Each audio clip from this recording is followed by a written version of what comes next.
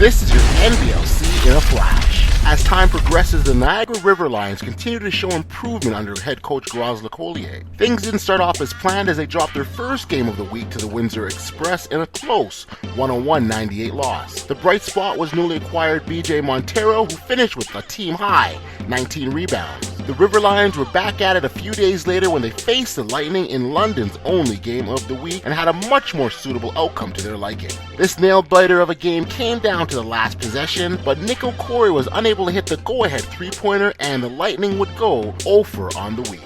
The streak continued for the River Lions as they devoured the Orangeville A's 113-103 on the strength of 21 points from BJ Montero and 20 from Sammy Zaglinski.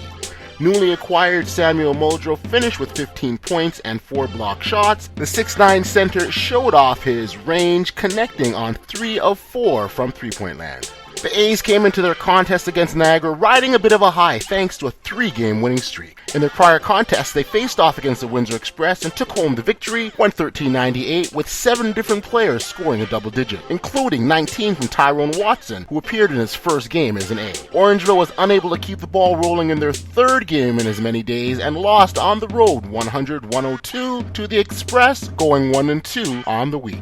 The win over the A's was important to Windsor as it inched them one step closer to the idle London Lightning, whose Central Division crown was in jeopardy. The Lightning's loss to Niagara in their only game of the week didn't help matters much. Meanwhile, the Express gained a bit of ground going 2-1 on the week with a big win over Niagara, where Chris Commons churned out a 29-point effort. They would then go on to split their home-and-home series with the A's. After losing the first game 113-98, they went home the very next day and squeezed out the close 100-102 win. The Halifax Hurricanes had a great week and proved that there's no place like home as they went a perfect 2-0 and maintained their top spot in the Atlantic Division standings. They first saw Moncton, who was competing in their only game of the week, and withstood a Tidron Beatty 26-point explosion off the bench, thanks in large part to the eventual player of the week, Justin Johnson. Double J poured in 31 points against the Miracles and would return with another strong effort the next night against the Mill Rats, going 9 for 12 from the field for 23 points.